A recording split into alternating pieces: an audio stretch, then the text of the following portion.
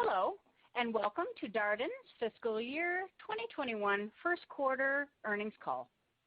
All lines have been placed on listen-only until the question and answer session. To ask a question, you may press star 1 on your touch-tone phone. The conference is being recorded. If you have any objections, please disconnect at this time.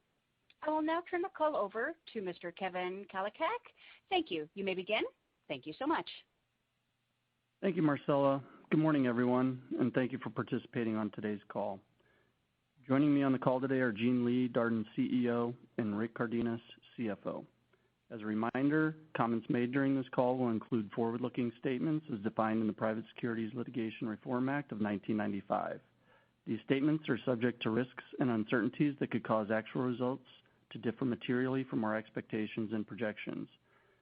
Those risks are described in the company's press release, which was distributed this morning, and in its filings with the Securities and Exchange Commission. We are simultaneously broadcasting a presentation during this call, which is posted in the Investor Relations section of our website at darden.com. Today's discussion and presentation include certain non-GAAP measurements, and reconciliations of these measurements are included in the presentation. We plan to release fiscal 2021 second quarter earnings on December 18th before the market opens, followed by a conference call. This morning, Gene will share some brief remarks about our quarterly performance and business highlights, and then Rick will provide more detail on our financial results and share our outlook for the second quarter. As a reminder, all references to the industry benchmark during today's call refer to estimated Knapp-Track, excluding Darden, specifically Olive Garden and Longhorn Steakhouse. During our first fiscal quarter, industry same-restaurant sales decreased 26%. Now I'll turn the call over to Gene. Thank you, Kevin, and good morning, everyone. Given the ever-changing environment we continue to operate in, I am very pleased with what we accomplished during the quarter. We are focused on 4 key priorities: the health and safety of our team members and guests, in-restaurant execution in a complex operating environment, investing in and deploying technology to improve the guest experience, and transforming our business model. The progress we made in these areas, combined with our operating results, gave us the confidence to repay the $270 million term loan and reinstate a quarterly dividend. Let me provide more detail on the 4 priorities. First, the health and safety of our team members and guests remains our top priority. Following CDC guidelines and local requirements, our teams continue to practice our enhanced safety protocols, including daily team member health monitoring. We also continue to configure our dining rooms for social distancing to create a safe, welcoming environment while maximizing allowable capacity. A key part of this work is installing booth partitions to enable us to safely increase capacity where permissible. At the end of August, we had completed installation in just over 500 restaurants in our total portfolio. Operating in this environment adds another layer of complexity to an already complex operation, and I'm proud of the commitment our teams make every day to keep our guests and each other safe.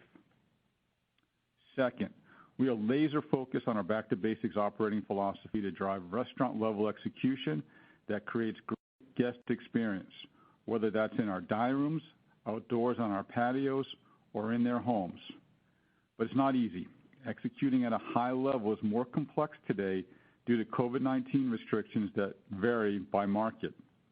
Additionally, the constantly changing mix between on-premise and off-premise, plus expanded outdoor dining that is weather-dependent, leads to unpredictability in sales. This is why the work we continue to do to streamline our menus and improve our processes and procedures is so important.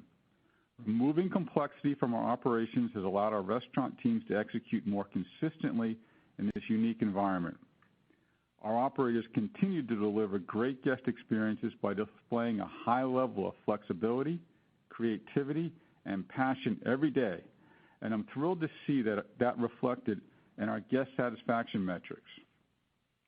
Third, we are continuing to invest in and implement technology to remove friction from the guest experience. This includes providing multiple ways for our guests to order inside and outside the restaurant across our digital storefronts. Additionally, we are deploying mobile solutions to make it easier for our guests to let us know when they have arrived to dine or pick up curbside order to go. We are also expanding mobile payment options, providing additional convenience for our guests. For our three largest brands combined, more than 50% of our off-premise sales during the quarter were fully digital transactions where guests ordered and paid online. Finally, and most importantly, we transformed our business model. Even with the sales declines we are experiencing, our restaurants continue to produce high absolute sales volumes. Therefore, we made the strategic decision to focus on adjusting our cost structure in order to generate strong cash flows while making the appropriate investments in our businesses. This provides us a stronger foundation for us to build on as sales trends improve. The first step in this process was to reimagine our offerings. This resulted in simplified menus across the platform, driving significant efficiencies in food waste and direct labor productivity. Additionally, due to capacity restrictions, we significantly reduced marketing promotional spending, along with other incentives we have historically used to drive sales. We will continue to evaluate our marketing promotional activity as the operating environment evolves. Finally, we have further optimized our support structure, which is driving G&A efficiencies. The results of all these efforts to transform our business model can be seen in the fact that we generated adjusted EBITDA of $185 million for the quarter. Turning to our business segments, Olive Garden delivered strong average weekly sales per restaurant of $70,000 while significantly strengthening their business model, resulting in higher segment profit margin than last year. They were able to capitalize on simplification initiatives that strengthen the business model while making additional investments in abundance and value. This work was critical to position Olive Garden to drive future profitable top-line sales as capacity restrictions ease. Olive Garden's same-restaurant sales for the quarter declined 28.2%, 220 basis points below the industry benchmark. Overall, capacity restrictions continue to limit their top-line sales, particularly in key high-volume markets like California and New Jersey, where dining rooms were closed for the majority of the quarter. In fact, restaurants that had some level of dining room capacity for the entire quarter averaged more than $75,000 in weekly sales, retaining nearly 80% of their last year's sales. Given the limited capacity environment during the quarter, Olive Garden made the strategic decision to reduce their marketing spend, as well as incentives, and eliminate their promotional activity. They will continue to evaluate their level of marketing activity as capacity restrictions ease. Additionally, off-premise continued to see strong growth, with off-premise sales increasing 123% in the quarter, representing 45% of total sales. Thanks to technology investments we continue to make, online sales made up almost 60% of total off-premise sales, more than tripling last year's online sales. Finally, Olive Garden successfully opened 3 new restaurants in the quarter, which are exceeding expectations. Longhorn had a very strong quarter. Same restaurant sales declined 18.1%, outperforming the industry benchmark by 790 basis points. Their strong guest loyalty and operational execution helped drive their outperformance, while they also benefited from their geographic footprint. In fact, same restaurant sales were positive for the quarter in Georgia and Mississippi. Additionally, the Longhorn team made significant investments in food quality and operational simplicity, which led to improved productivity and better execution. They also took a number of steps to improve the overall digital guest experience. Off-premise sales grew by more than 240%, representing 28% of total sales. Finally, Longhorn successfully opened two restaurants during the quarter. The brands in our fine dining segment are performing better than anticipated. While weekday sales continue to be impacted by reduction in business travel, conventions, and sporting events, we saw strong guest traffic on the weekends and believe there will be additional demand as capacity restrictions begin to ease. And lastly, our other business segment also delivered strong operational improvement with segment profit margin of 12.8%. This was only 130 basis points below last year, despite a 39% decline in same restaurant sales. Yard House's footprint in California is impacting same-restaurant sales in this segment. Finally, I continue to be impressed by how our team members are responding to take care of our guests and each other. We know our people are our greatest competitive advantage, and I want to thank every one of our team members. We are succeeding thanks to your hard work and resilience. Now I'll turn it over to Rick. Thank you, Gene, and good morning, everyone. The encouraging trends in performance we experienced toward the end of the fourth quarter continued into the first quarter of fiscal 21. Furthermore, the actions we took in response to COVID-19 to solidify our cash position, transform the business model, simplify operations, and strengthen the commitment of our team members helped build a solid foundation for the future. These actions and our continued focus on pursuing profitable sales have resulted in strong first quarter performance that significantly exceeded our expectations. For the quarter, total sales were $1.5 billion, a decrease of 28.4%. Same-restaurant sales decreased 29%. Adjusted EBITDA was $185 million, and adjusted diluted net earnings per share were 56 cents. Turning to the P&L. Looking at the food and beverage line, favorability from menu simplifications more than offset increased to-go packaging costs. However, beef inflation of over 7%, primarily impacting Longhorn, drove food and beverage expense 20 basis points higher than last year for the company. Restaurant labor was 20 basis points lower than last year, with hourly labor as a percent of sales improving by over 350 basis points, driven by operational simplifications. This was mostly offset by deleverage in management labor. Restaurant expense included $10 million of business interruption insurance proceeds related to COVID-19 claims submitted in the fourth quarter of fiscal 2020. Excluding this benefit, we reduced restaurant expense per operating week by over 20% this quarter. For marketing, we lowered absolute spending by over $40 million, bringing marketing as a percent of sales to 1.9%, 130 basis points less than last year. As a result, restaurant-level EBITDA margin was 17.8%, 20 basis points below last year, but particularly strong given the sales decline of 28%. General and administrative expenses were $10 million lower than last year as we effectively reduced expenses and right-sized our support structure. Interest was $5 million higher than last year, mostly related to the term loan that was outstanding for the majority of the quarter. And finally, our first quarter adjusted effective tax rate was 9%. All of this culminated in adjusted earnings after tax of $73 million, which excludes $48 million of performance-adjusted expenses.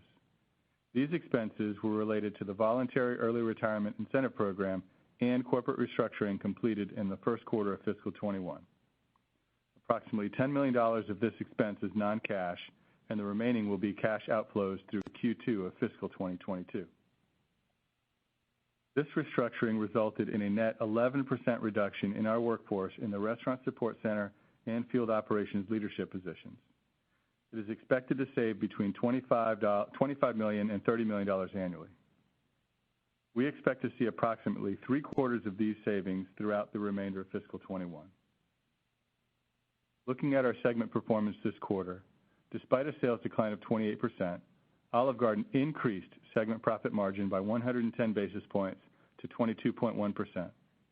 This strong profitability was driven by simplified operations, which reduced food and direct labor costs, as well as reduced marketing spending. Longhorn Steakhouse, Fine Dining, and the Other Business segment delivered strong positive segment profit margins of 15.1%, 11.9%, and 12.8% respectively, despite the significant sales decline experienced in the quarter. These brands also benefited from simplified operations, keeping segment profit margin at these levels. In the first quarter, 68% of our restaurants operated with at least partial dining room capacity for the entire quarter. These restaurants had average weekly sales per restaurant of $69,000 and a same restaurant sales decline of 21.9%. And while Olive Garden and the Fine Dining segment had fewer dining rooms open than our average, these restaurants had the highest average weekly sales per restaurant of almost 76,000 and 90,000, respectively. At the start of the second quarter, we had approximately 91% of our restaurants with dining rooms open operating in at least limited capacity. Now turning to our liquidity and other matters. During the quarter, as we saw steadily improving weekly cash flows, we gained confidence in our estimated cash flow ranges. We fully repaid the $270 million term loan we took out in April. We ended the first quarter with $655 million in cash and another $750 million available in our untapped credit facility, giving us over $1.4 million of available liquidity. We generated over $160 million of free cash flow in the quarter and improved our adjusted debt to adjusted capital to 59% at the end of the quarter, well within our debt covenant of below 75%. Given our strong liquidity position, improvements in our business model, and better visibility into cash flow projections, our board reinstituted a quarterly dividend. The board declared a quarterly cash dividend of 30 cents per share. This dividend represents 53% of our first quarter adjusted earnings after tax, within our long-term framework for value creation. We will continue to have regular discussions with the board on our future dividend policy. Our first quarter results were significantly better than we anticipated. The actions we took to simplify menus and operating procedures and capture other cost savings, along with our choice to pursue profitable sales, have yielded strong results. And now, with a full quarter operating under this environment, we have even better visibility into our business model. For the second quarter, we expect total sales of approximately 82% of prior year, including approximately 100 basis points of headwind due to the Thanksgiving holiday moving back into the second fiscal quarter this year. We anticipate EBITDA between $200 million and $215 million and diluted net earnings per share between 65 cents and 75 cents on a diluted share base of 131 million shares. In this environment, we continue to focus on building absolute sales volumes week to week and quarter to quarter. This may result in variability in sales comparisons to last year, as capacity constraints lead to less seasonality than we would have experienced historically. Said another way, if capacity and social distancing restrictions remain similar to where they are today, it will be challenging to dramatically increase our on-premise average unit volumes. Our second quarter is typically our lowest average unit volume quarter, and our third quarter is typically our highest. Additionally, as capacity restrictions ease and sales normalize, we will be able to reinvest to drive the top line and a better overall guest experience. One last point before we take your questions. Based on our strong business model enhancements, we now think we can get to our pre-COVID EBITDA dollars at approximately 90% of pre-COVID sales while still making appropriate investments in our business. And with that, we'll take your questions. At this time, I'd like to remind everyone, in order to ask a question, please press star and the number 1 on your telephone keypad. Your first question comes from the line of Andrew Streletsky from BMO. Your line is open. Hey, good morning. Thanks for taking the question. In the press release, you mentioned on the execution that it was better than expected. And I'm curious if you could just kind of dig in a little bit there more specifically, either by brand or by, cost bucket, and subsequently, how sustainable are some of the cost improvements? If you can maybe give a sense for how much better you think margins could be if you were to get back to, say, 100% of the prior sales. I'll take the execution part, and I'll let Rick talk about the margin piece. I think a lot of our execution is coming from the streamlined menus, and our ability to put out product with increased frequency of that product is helping our execution, and our team members are becoming much better at doing that. And, when you limit your menu and you focus on key products, the quality of that product just continues to go up. And I also think it transcends itself into the dining room. And I think today, we've gotten used to the complexity of operating with the COVID requirements. And every day, I think we're running better and better restaurants. Rick, you want to talk about the margins? Yeah. Hey, Andrew. I'm going to start with the 90% number that we gave a second ago.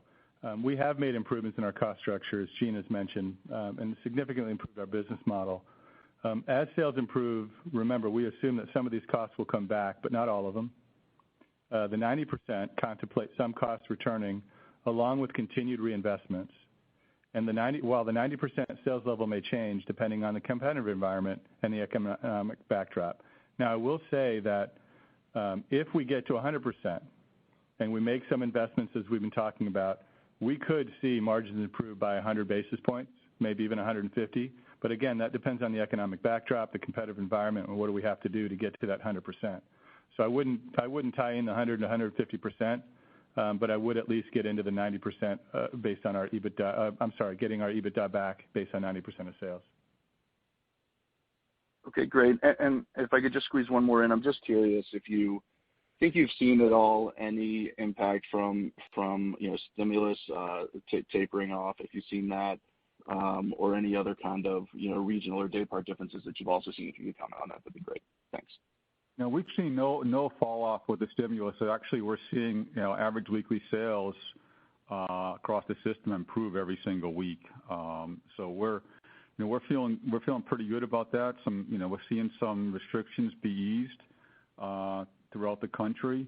So really nothing from a regionality standpoint. I think you just got to look at the mobility index, and you got to follow what's happening with restrictions, and you can see guest traffic move along with that. Great, thank you very much. Your next question comes from the line of Andy Barrett from Jefferies. Your line is open. Yeah, hey guys. Just wondering on the kind of comments on on-premise dining and sort of driving same-store sales performance from here. What would it take to from a capacity constraint perspective help that number? Can you do more booth partitions? And just the impact of seasonality starting with the outdoor patio business as well. Just trying to level set on all those areas. Let me work backwards to your question. Outdoor capacity is really de minimis for us overall as the system. The good news is that we haven't really been able to use a lot of our outdoor capacity in Florida. It's been raining every single day here for the last 6 weeks. So we're going to start getting that back as we lose outdoor capacity up north. We'll pick up a lot more in Florida than we've been able to use. So for that when we think about outdoor capacity, it's really not that meaningful for us. As far as what's going to drive, in the short term, some more same restaurant sales is additional capacity. We need to get California back. We need some other areas to increase the capacity from 25 to 50%. Once you get past 50%, as long as the 6-foot rule is in place, you're still not going to really be able to really max out your dining rooms. In some areas, we're getting our bar tops back, which are important, gives us more capacity inside the restaurant. And so I think it really comes down to just the incremental improvements in the capacity levels. We're going to probably continue to roll out booth partitions. We probably close to double what we have right now. That gives us 6 to 7 extra tables per restaurant in the jurisdictions that allow us to do that. Not every jurisdiction allows us to do that. And I think that our teams are being very respectful of the requirements in their operating environment, and we're trying to create, first and foremost, a safe environment for our team members and our guests, and we're not trying to push same restaurant sales and risk that experience at all for our team members and guests. So, I would look at getting California back is big in Olive Garden. We've got 100 restaurants there. Okay, and just a quick follow-up for Rick, if you could. I mean, the same-store sales and the total sales gap in the 1Q were basically on top of each other. The 18% reduction in total sales, is there a same-store sales analog for the 2Q we can kind of point to in terms of a gap? Yeah, it's pretty close. It's not like we have a lot of new restaurants coming into play, so it's within 100 basis points. Okay. Thank you very much.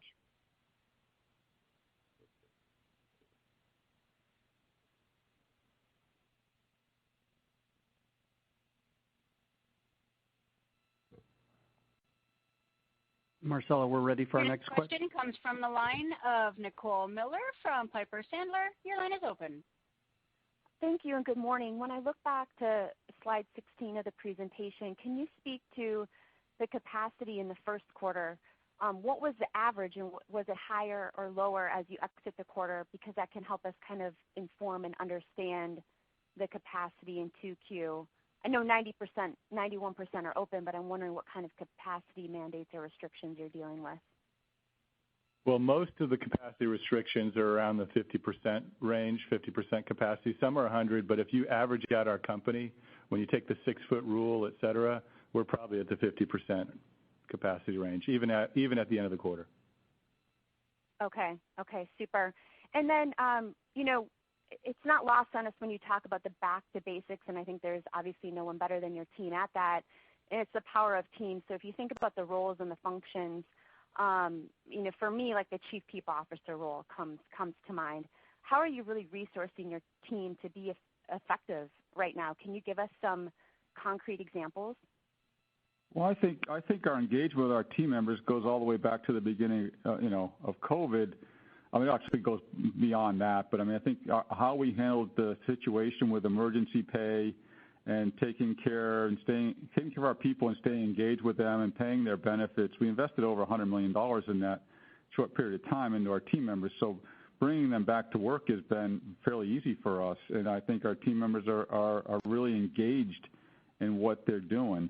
And so we've had a strong culture for a long time.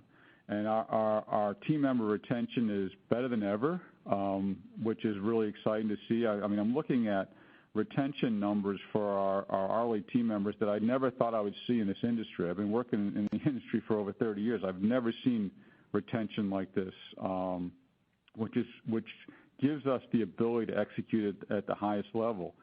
And as we bring people back to work, we're bringing back our most productive and our most dedicated team members. So I think the spirit is high in our restaurants. I think people are excited to be out there. They're making money.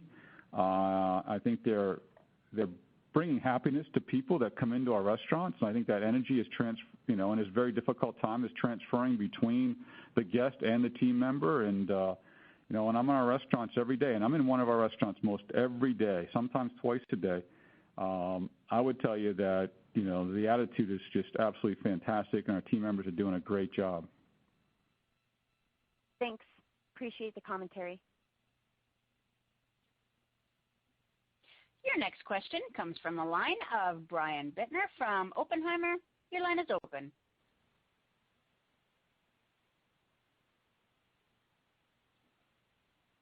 Brian, your line is open. Sorry, I was on mute. Good morning, guys. When you talk about getting back to pre-COVID EBITDA levels on 90% of sales, can you just talk about your working assumption on that relative to G&A versus pre-COVID and restaurant level profits versus pre-COVID?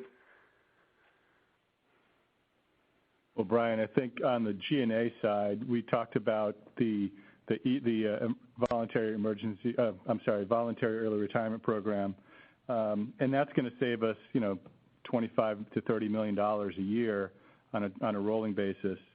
And we would expect G&A to start coming back up as we start getting travel, et cetera. We didn't do a whole lot of travel in the first quarter, but most of our investments will be back in the restaurant as you think about marketing spend and labor and other things.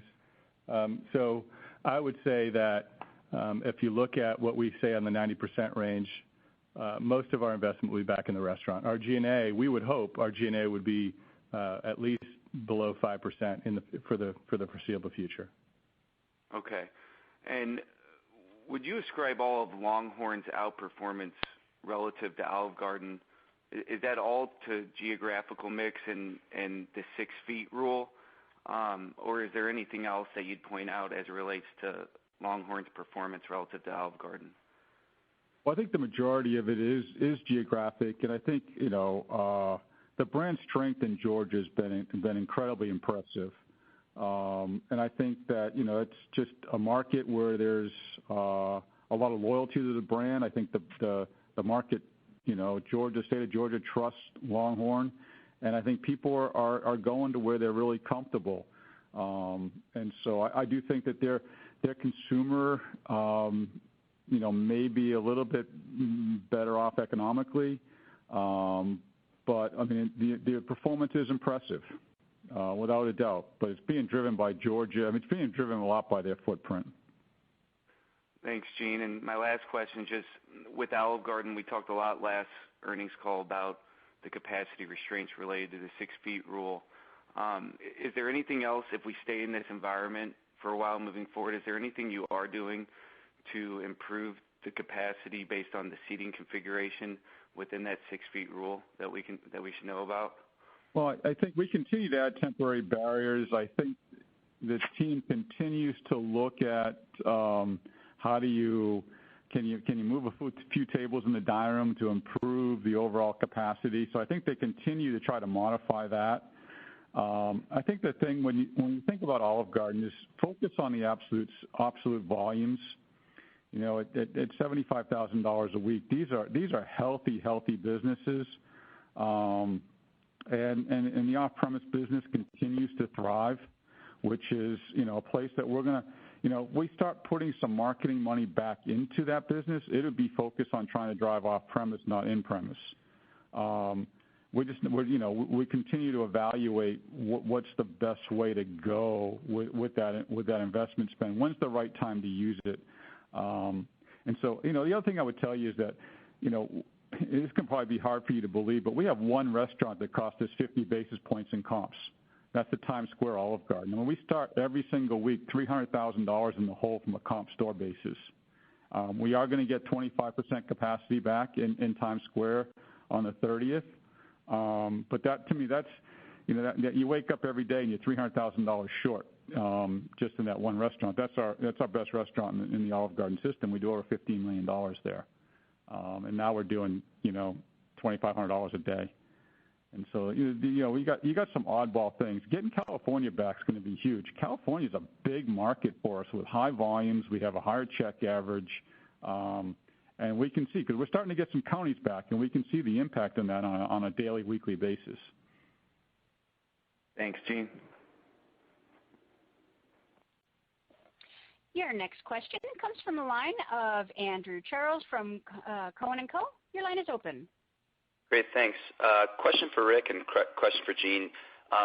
Rick, the sales leverage on the labor line was quite impressive during the quarter. And was curious, how would you categorize what you view as permanent savings from the shift to online pickup and more streamlined kitchen operations and efficiencies versus maybe some of the temporary improvements that will persist in 2Q from volumes that are below peak? And then, Gene, you kind of talked a little bit about it, but just to hit it head on, the 100 partitions that were implemented last quarter to improve seating capacity, I think you said you doubled it, but curious, what's been the learnings there? How has that helped? And is that a key unlock for you in terms of, where we are in this in the reopening, or is that just something that's just a small tool? Thanks. Yeah, Andrew, on the labor line, remember, we've got two components of labor. One is the hourly labor, which is where we saw a lot of efficiencies, and the other one is the management labor, which is more fixed in nature.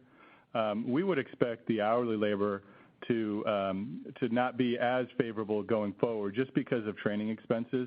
We didn't have as much training in the first quarter, and we're going to start having some training in Q2 and beyond. But as our sales pick up, our management labor should be leveraged a little bit more than it was before. So, I think there was a question earlier on where would we get to at 100%, and that 150 basis point improvement will mostly come out of labor and some cost of sales. Yeah, Andrew, on the partitions, depending on the restaurant foot layout, you're going to get 6 to 8 more tables, and most of those will be 4 tops, and the average party is 2.3. So I mean, I wouldn't say it's not de minimis, but it's not meaningful. I mean, you're getting, especially on the weekends, you're getting another 2 seatings on those tables. So every little bit helps because we have the demand for those tables. but it's not gonna move this, the top line significantly. Thanks. Your next question comes from the line of Eric Gonzalez from KeyBanc Capital. Your line is open. Hey, thanks. Good morning. Just on the promotional schedule, I think we're all sad to see that maybe Never Ending Pasta Bowl is not being run this year. And I'm just curious, what needs to happen from a capacity standpoint, restriction standpoint for that promotion to make sense? And, is there a limit that whether it be 25, 50, 75% of dining rooms reopen where it makes sense to have traffic driving promotions like that one? And then like later in the year, is that a lever that you can pull and bring it back to drive people to the restaurants? Yeah, I think on those high volume, high traffic promotions, we're going to have to feel comfortable that we got pretty much 100% capacity, unless we come up with promotions that drive the off-premise experience. When I think about marketing and the team thinks about marketing, I think that we want to try to get as far along as we possibly can through this crisis or cycle, and then fully understand what the competitive set's going to be, what the economic backdrop is going to be, and then we'll figure out how to appropriately layer back in all our marketing and promotional activity and our incentives. We think we can layer those back in smarter and more effective than we had them in the system before. And now this is a terrible thing that we're going through, but we're trying to find the positives in this to really rethink how we go to market with our businesses. And this is, unfortunately, a once in a lifetime option to be able to do things that we probably couldn't do while we're, where we were pre-COVID. So, I think long term we're gonna look at the situation and we'll decide when we layer in our best promotional options, and we may have to reimagine and revisit some of those promotional options to our guests so that we can maybe do it at a higher margin rate. We have lots of questions and a lot of work to do around that. That's really helpful. And then you mentioned in your remarks earlier the off-premise mix was a moving target. Can you maybe dig into that a little bit more and talk about what sort of the cannibalization rate looks like as dining rooms reopen, or maybe what happens when restrictions are put back in place? Yeah, there's nothing concrete there because each market is behaving differently. And so when you see restrictions change and maybe your capacity goes from 25 to 50, in certain markets that volume just switches from off-premise to on-premise. In other markets, it doesn't. It depends, what's happening. We believe there's a good percentage of our off-premise today is being generated by people coming to the restaurant that can't get in because the wait's too long, and there's no place to wait inside our restaurants.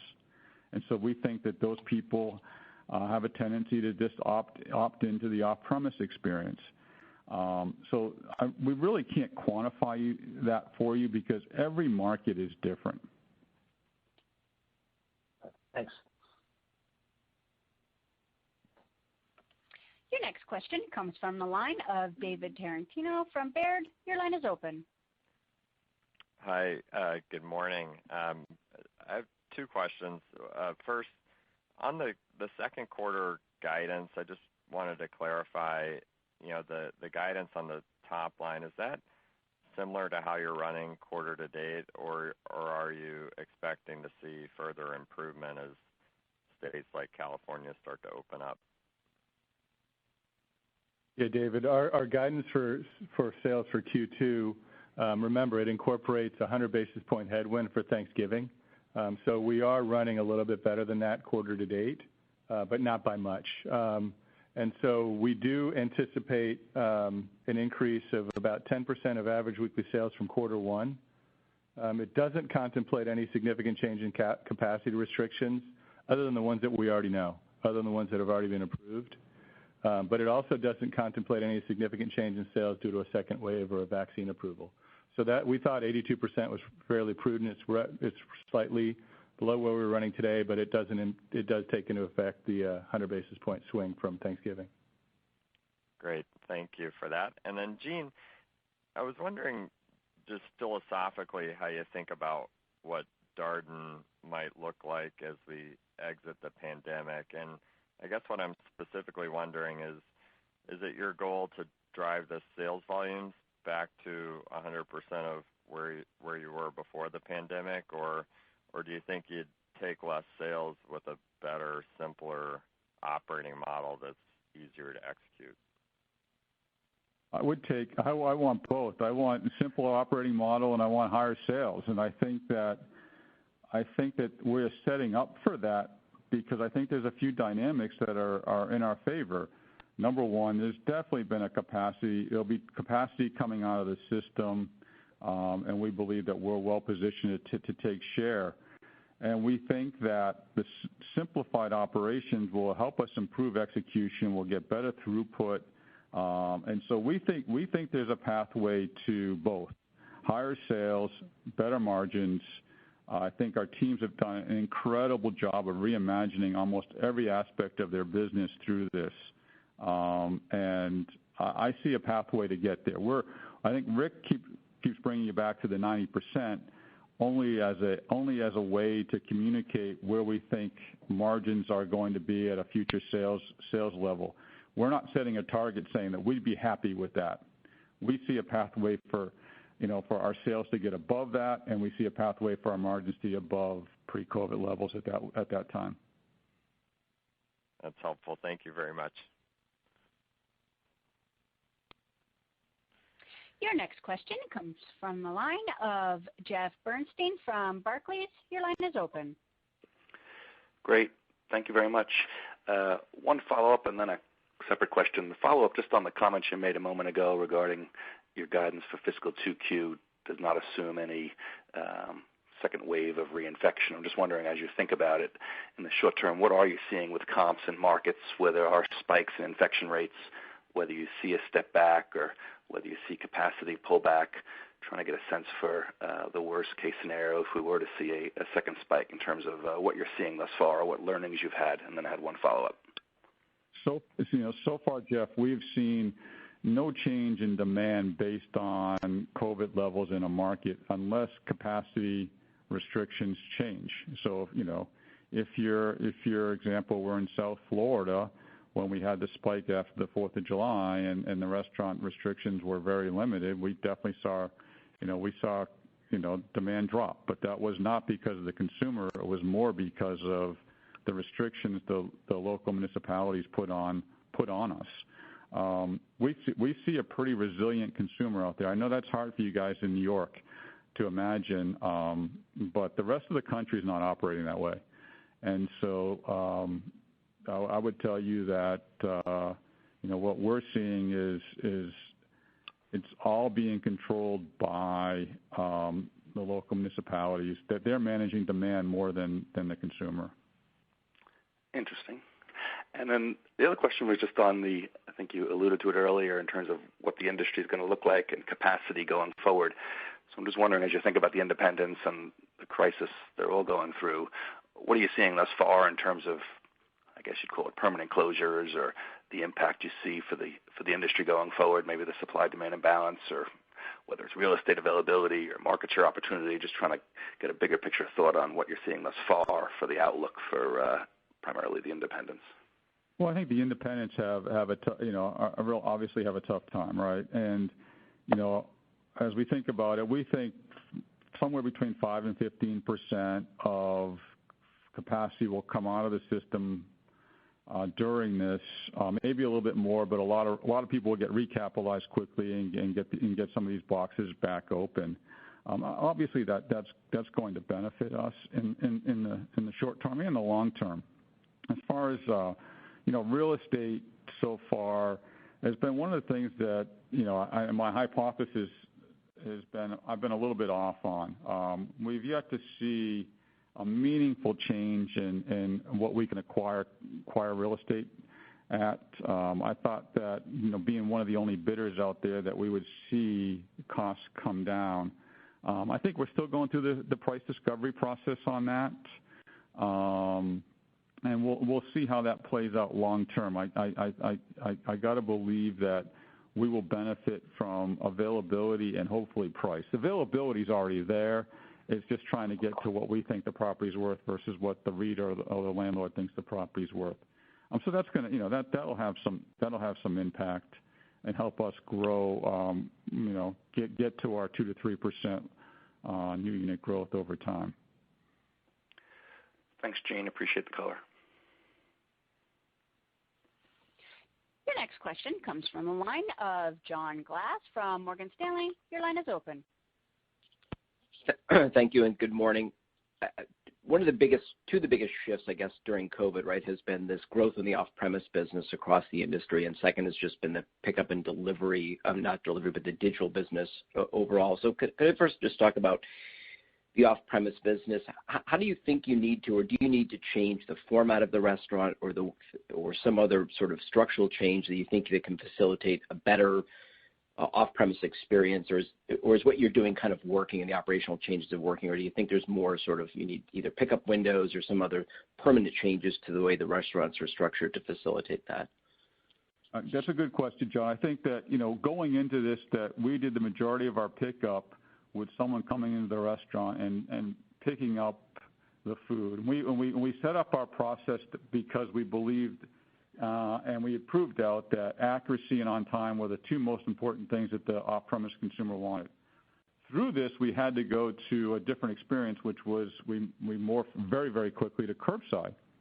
And what we've learned through this is that curbside's a better option, and that the burden of on time and accurate needs to get on us, and we need to have better systems to be able to deliver the same level of accuracy that we were delivering pre-COVID.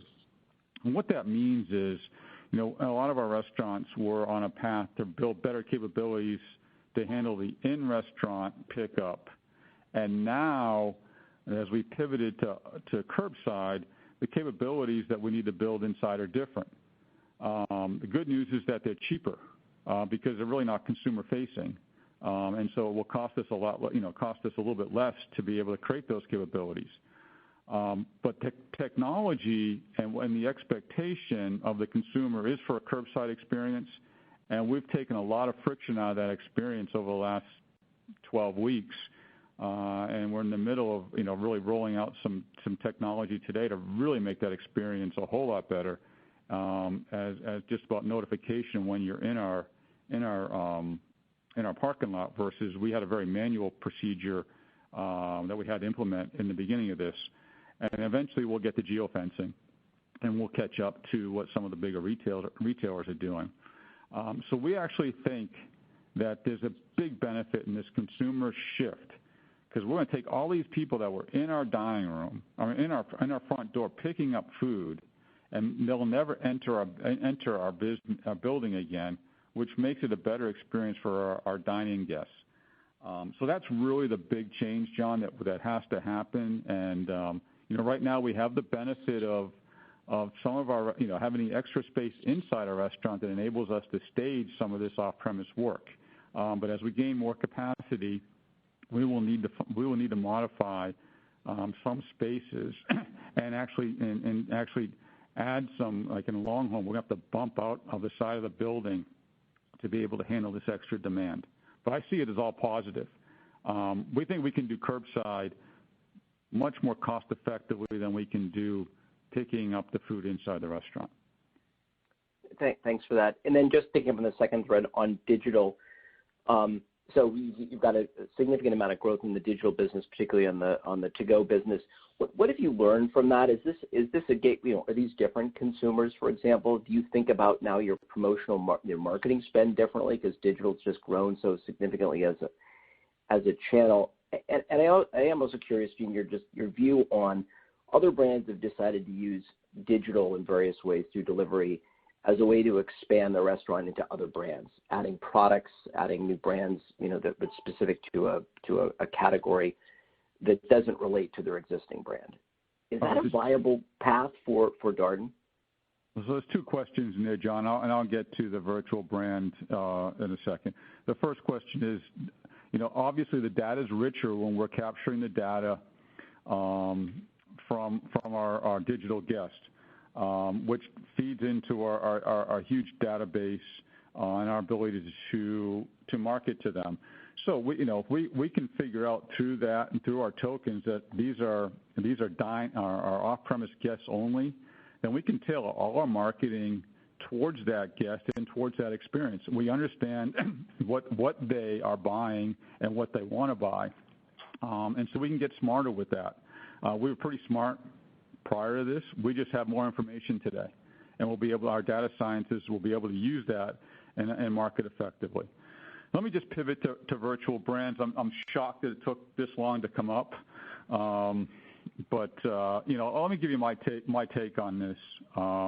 Everybody around the room is very nervous right now, but I think people are in different places and they're trying to approach this and deal with this moment in time differently. For us, this is not the right approach. We want to focus on brands that we've got 20 plus years and hundreds of millions of dollars invested in trying to build, and we want to make sure that they're executing at a high level. I think brands are going to matter, and I think brands are developed over a long period of time around delivering a consistent promise to a consumer.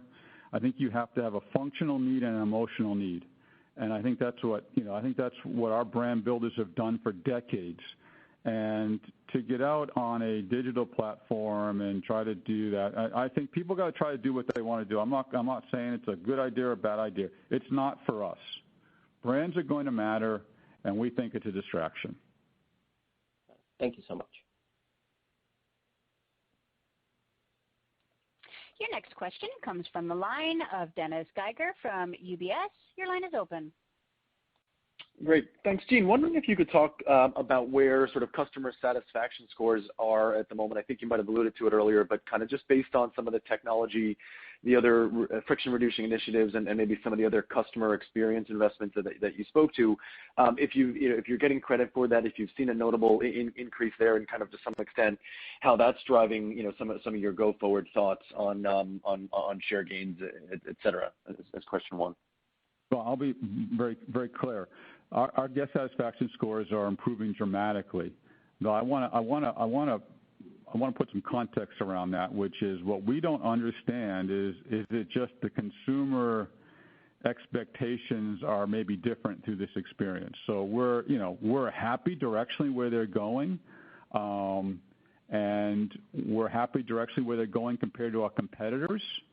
But at the same time, we really we're not patting ourselves on the back too much, because this is definitely a different environment, and the consumer feedback is different. So we don't know what the expectations are, but we are very pleased directionally where we're heading with our own internal and some of the industry stuff that we're seeing and how we're comparing to competitors.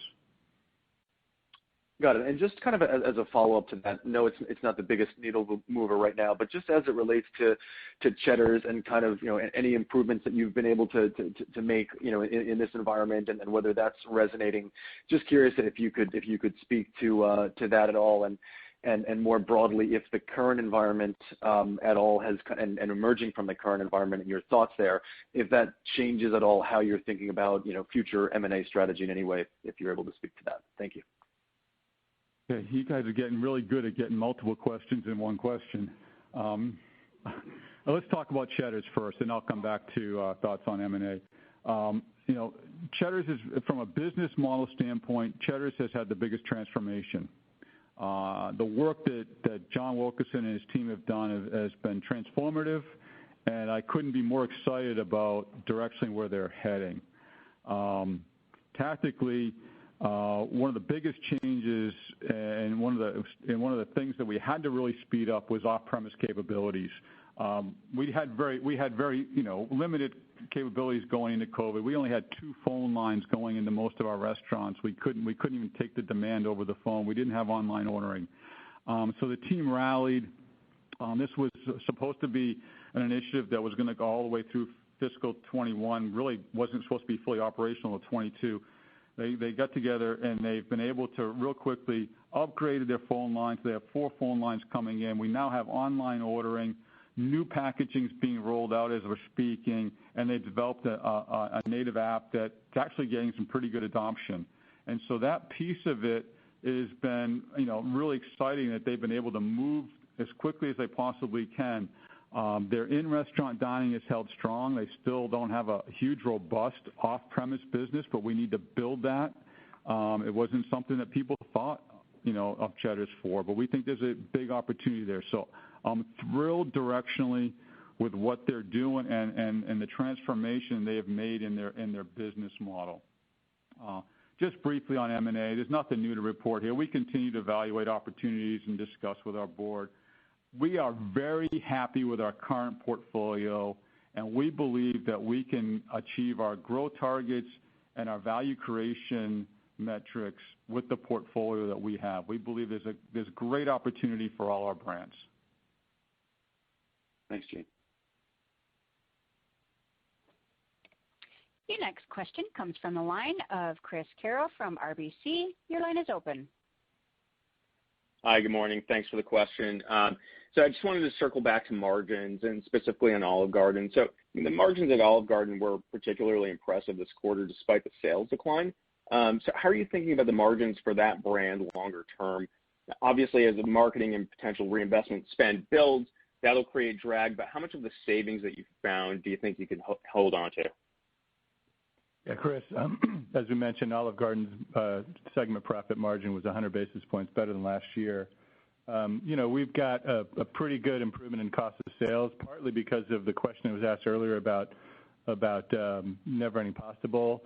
That actually drags a little bit margin for us, so cost of sales is a little bit better. We improved our food waste significantly because of the operational changes that we have made.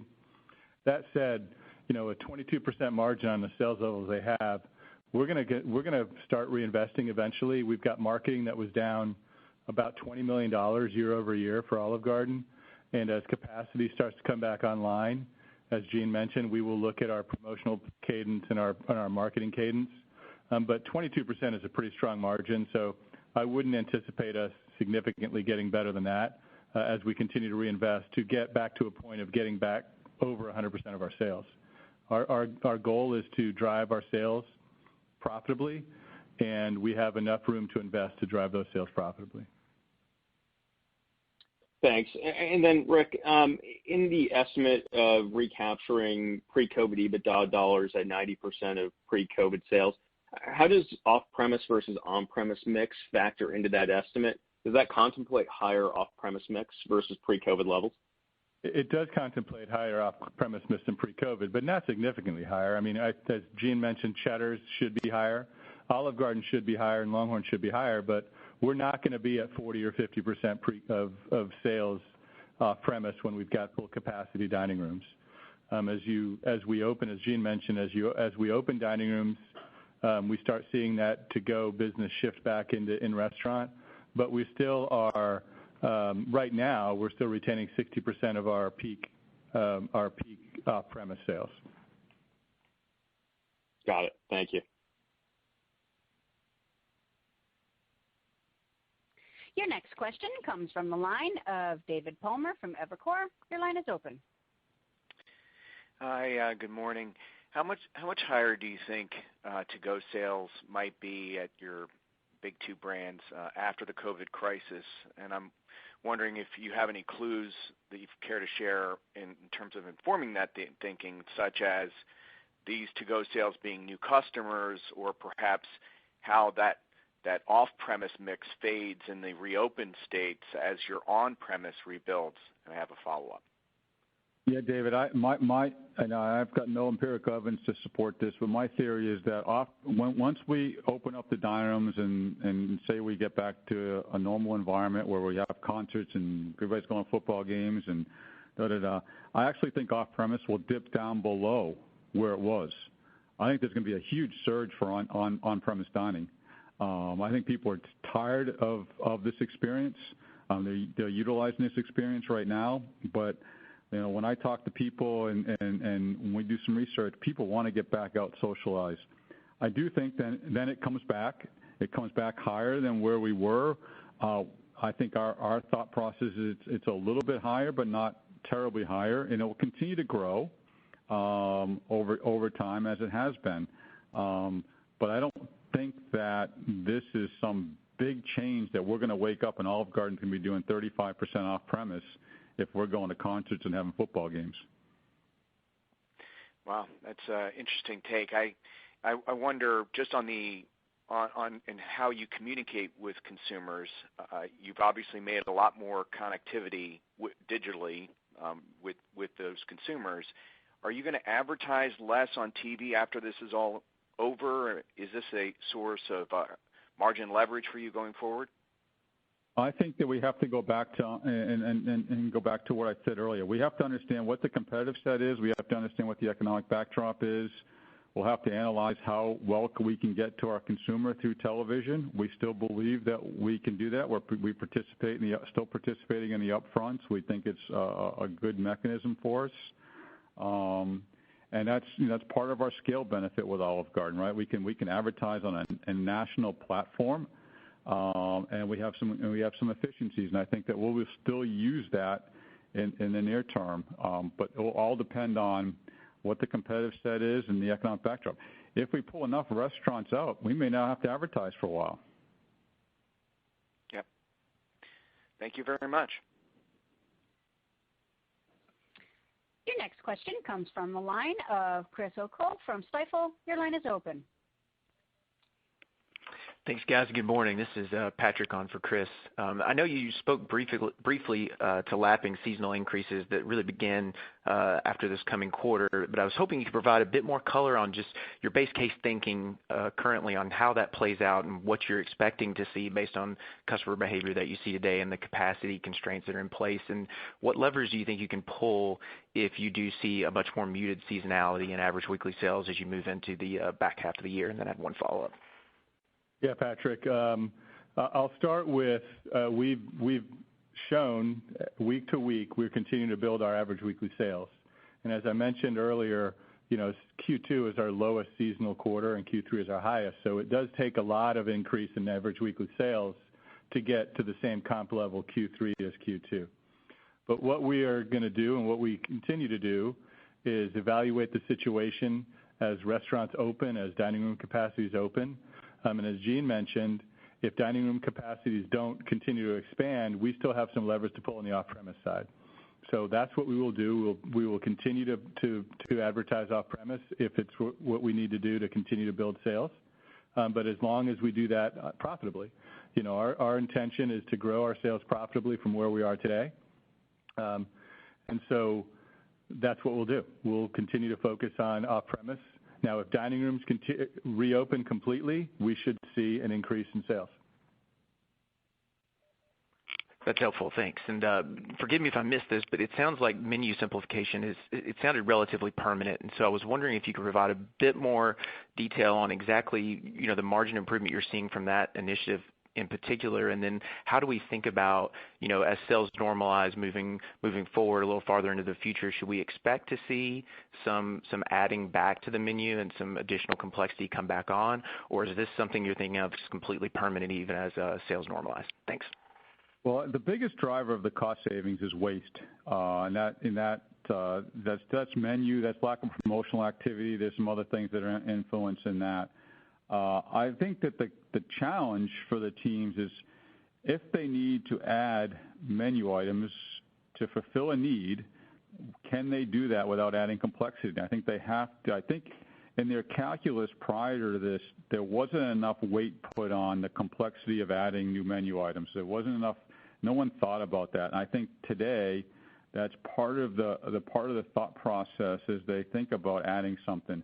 How do we do this and make sure we maintain our productivity and don't increase our waste?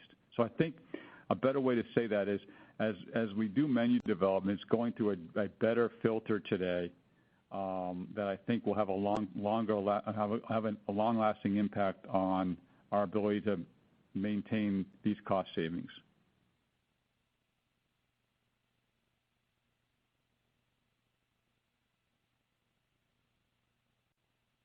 Your next question comes from the line of Peter Soley from BTIG. Your line is open. Great. Thank you. Gene, can you just elaborate a little bit on where the cost savings are coming from for doing curbside versus the in-store pickup? Is it cheaper labor, or is it just less spent on CapEx in the store to build out the area for pickup? Just trying to understand where the cost savings may be coming from. Well, it's the technology that's creating it. It's no one taking the answer on the phone. We're dropping. The consumers letting us know when they're in the parking lot, and we're just dropping the bag in their car. So there's just a lot less interaction there.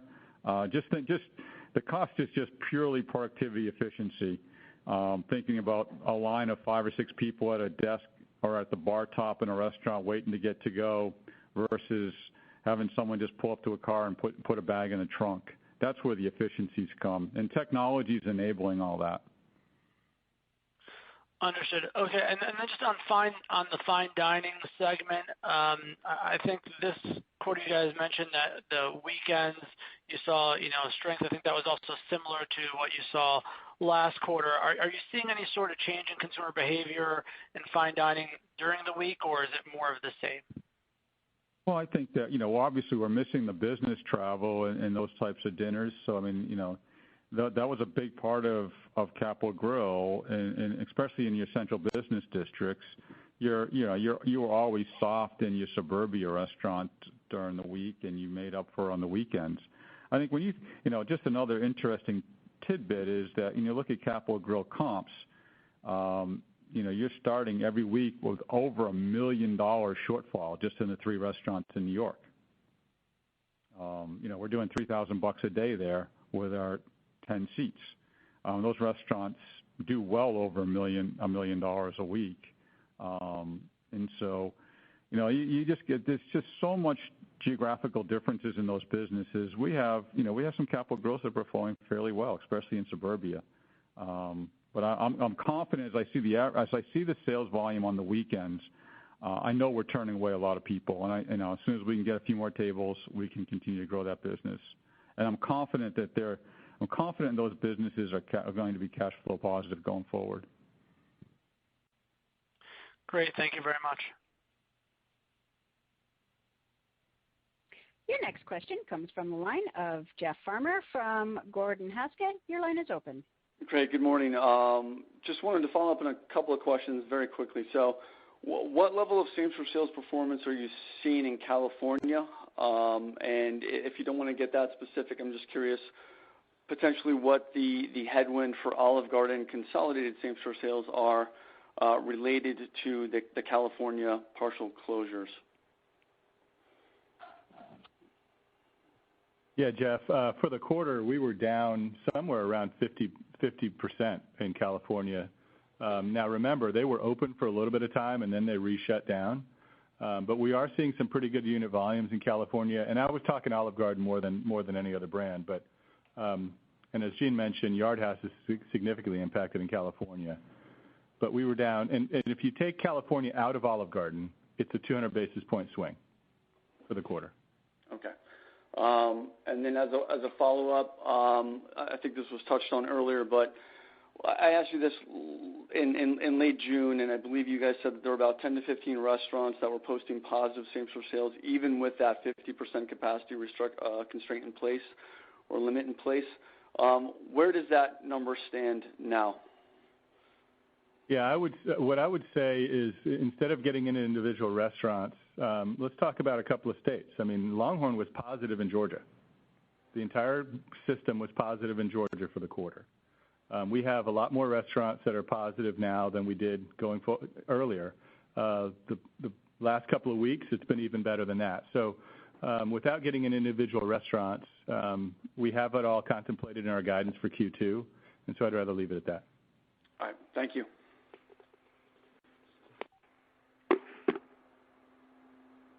Your next question comes from the line of Brett Levy from MKM Partners. Your line is open. Great. Thank you. Good morning. Thanks for taking the call. When you think about the great job you're doing right now in terms of managing the hourly labor, when you think about labor just overall, what are you seeing in terms of inflation, your ability to hire, And also, the integration of all of the different tests you've talked about on the technology front. You've spent a lot of time talking about the customer facing, but what about on the operational side? And then just the managing of how you're balancing the in-store and the off-premise. Is it the same servers? Is it the other front of house? You've had one of your competitors talk about how the off-premise transaction is an hourly as opposed to a tipped. So I'll stop there for now. Boy, Brett, you got a lot in there, and that first, you got more. I can't wait. Let's talk about hiring. Hiring is very local. There are different pockets of the country that are more stressed than others. I will make a global comment and say I've been amazed at how well the hospitality workforce was absorbed into other areas during COVID. And so there hasn't been there's still stress in that environment. We're still seeing, we still expect wages to rise somewhere between 3 and 5% for the year. As far as technology goes, and the adaptation is easy today, right? And we're doing that. We haven't focused a lot on improving technology in restaurant. All of our efforts been focused on the consumer right now. We will get back to some projects that will modernize some of our tools in restaurant that'll hopefully help increase productivity. And as far as off-premise, we're using for off-premise for us are tipped employees. But they've got a higher average wage, but they do collect some gratuities on their service. Thank you.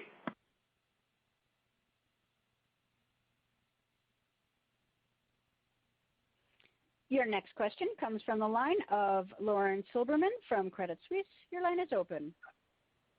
Thank you. A follow-up on your commentary regarding industry closures. Are you seeing any noticeable difference, or do you expect to see any difference in the level of closures in states that reopened earlier, or maybe urban versus suburban markets? And how is that informing your future development pipeline? Well, I think that the markets that have had the tightest restrictions are going to have the most closures. Because I think that's where, I think in some of these urban environments, they just don't have the capital to hang on. I don't think it changes our development philosophy at all. I think good trade areas are good trade areas. There's a lot of talk about migration out of some of the bigger cities. We'll see how that plays out. I think eventually we're going to have some really good opportunities to do some work in Manhattan, as an example. I think that it was very difficult from a cost standpoint pre-COVID to justify building more restaurants there. But I think post-COVID we might have some opportunities. So I don't think from a development standpoint it has a tremendous amount of impact. We'll continue to look. We know where we have holes in each brand from trade areas, and we're going to try to fill them. Great, and you touched on this a bit, but with regards to fine dining brands and maybe the Yard House as well, to what extent are these brands driven by tourism or large business conventions, and how are you thinking about that recovery, and do you need some of these exogenous factors to return to a full sales recapture? Oh, absolutely. We got a bunch of Yard Houses tied to baseball stadiums and football stadiums, and LA Live's our best Yard House in the system, and that's been decimated because of what's happening with sporting events. So, there's a few of our brands that have a few of our restaurants that are tied to that, and they'll come back. I'm a big believer that we're going to get back to normal. These are going to be great restaurants, but for the time being, we just have to run them as efficiently as we possibly can and do the best we can with what we have. Thank you very much.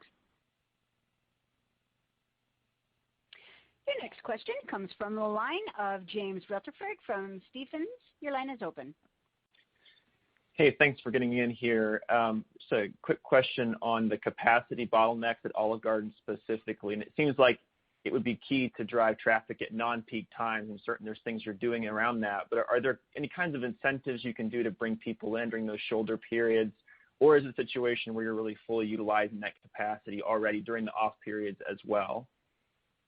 No, I mean, I think that's something we faced pre-COVID with, how do you increase your capacity at certain downtimes of the day. I think that's a high activity exercise with very low payout. I think that one of the important things about a restaurant is that downtime to help you prepare for the break between lunch and dinner is important so you can get ready for dinner. I mean, there's parts of us, we have cycles in our business and they're important. I think that we've been very disciplined in this process to make sure that we're not chasing, what I would call this low return activity. And so I don't think there's a whole lot there. I do think that what happens is as your business starts to improve, especially midweek or early week, is that your lunch lasts 15 minutes longer, your dinner lasts 15, 20 minutes longer. That's important. Trying to drive people into your restaurant at 2 o'clock, in 30 years I found that to be a waste of time and money and effort. Okay, thank you. Your next question comes from the line of Sara Senatore from Bernstein. Your line is open. Oh, thank you. I had a sort of a related question on that and quick on Cheddar's, but on the capacity, I guess, as I think about 50% capacity across the system, that seems pretty standard for a lot of restaurants. And I appreciate California's basis points. That's very helpful. How should I think about 50% capacity per se in Olive Garden versus maybe competitors? I guess just I think if it's all goes as historically used, higher, usually it's higher than for some competitors, it's a bigger hit. Do you have capacity reduced 50% last year, maybe almost 50% of the capacity to begin with? I guess, do you have any sort of help me think about that? Is that something that we know to be maybe long run have historically used, have been more at capacity than most of the other competition? I don't know if there are any numbers about that. And then I guess I'll just have a quick follow-up on Cheddar's, please. Hey, Sarah, it's Rick. You were breaking up quite a bit, so let me see if I get the gist of your question. I think it was about most restaurants are at this 50% capacity level, but how does that impact Olive Garden versus competitors? And I think the way I would frame it is just average unit volumes. Olive Garden last year was probably using a lot more of its capacity than some of our competitors were using at that time last year.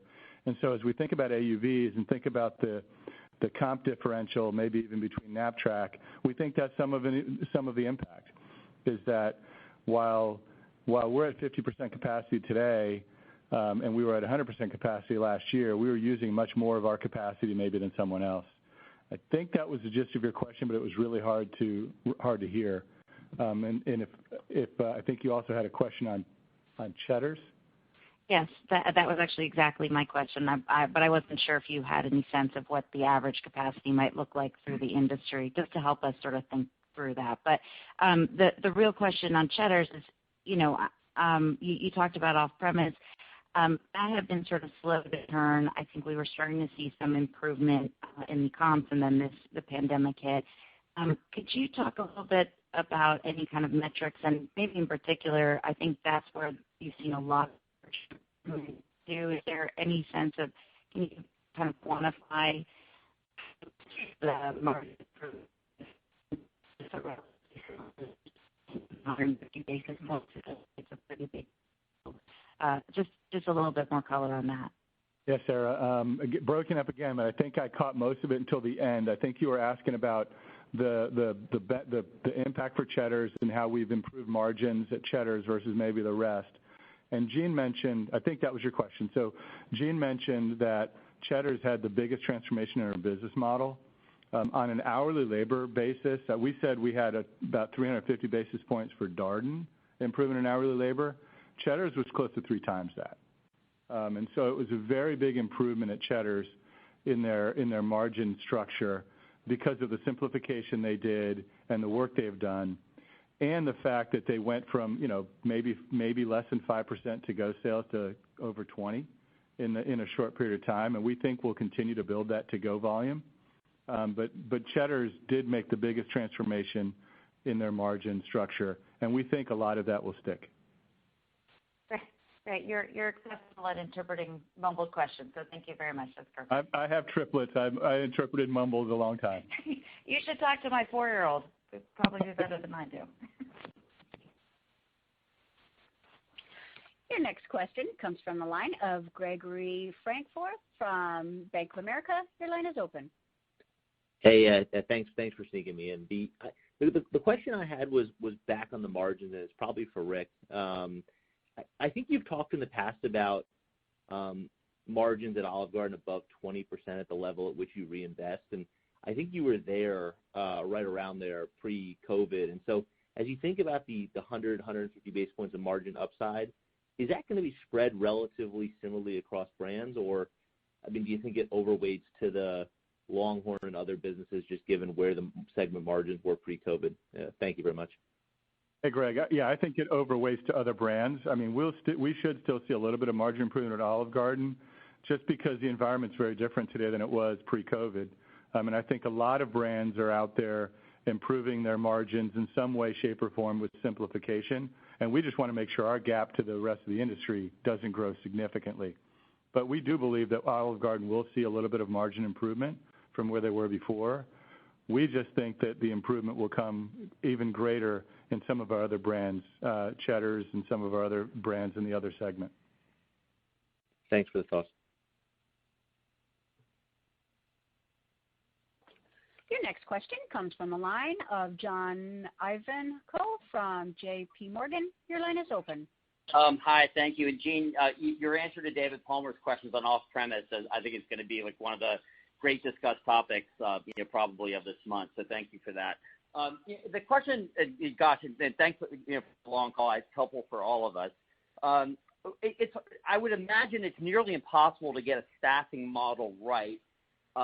Just kind of anticipating how customers are going to come back, what have you, especially with the amount of labor hours that you took out of the store. I just wanted to see how honed in that model actually is. I mean, what are you kind of seeing in terms of the variations of margins relative to you having too much labor at any point in time, which I can't imagine, too little labor at any point in time, or you're just not staffing the amount of customers that for whatever reason decided to come in at 5 o'clock on a Tuesday that maybe could have led to some longer table times that could have actually in some way impaired your ability to drive the traffic that you could have until that labor model gets more fine-tuned.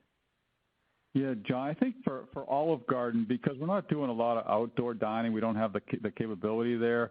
That business is a little bit easier to predict. We've been, the leadership of all of our businesses err on the side of more labor than less. We're tracking number of servers per restaurant per day, trying to understand, as the business starts to grow, making sure that we have the appropriate staffing. Where it gets more difficult is in some of the yard houses where we have a lot of outside dining that doesn't have any covers, and if it starts to rain, if it doesn't rain, I mean, that's where life gets a little bit more difficult for our operators. But I would say in the two big casual brands, they've gotten pretty good, and they need what I would say a change in what's happening in the environment. In other words, if we go from 25 to 50%, that's going to change the flow of mix. That's going to change what's off-premise, on-premise, and it takes them a few days to figure that out. But we're erring on the side. Believe it or not, I know our labor results are really strong, but we're erring on the side of more labor, not less. Understood. Thank you. Your next question comes from the line of Matthew DiFresco from Guggenheim. Your line is open. Thank you so much. My question is with respect to Georgia and the positive comps there. I guess it sounds like you were saying the consumer, obviously we've known this for a while, the consumer's a little different than New York. However, is that also a byproduct of PPP sort of slowing down and having a lift, or have we seen some closures happen there? I'm trying to get a picture of Georgia being a positive. Is it a positive market, or is it just positive for Olive Garden and Longhorn?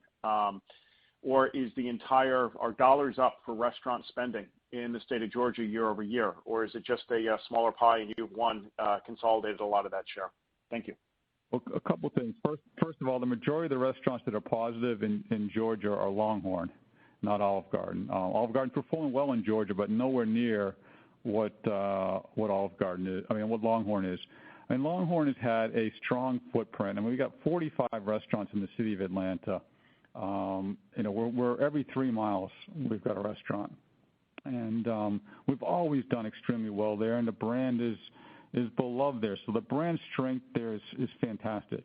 That's one component.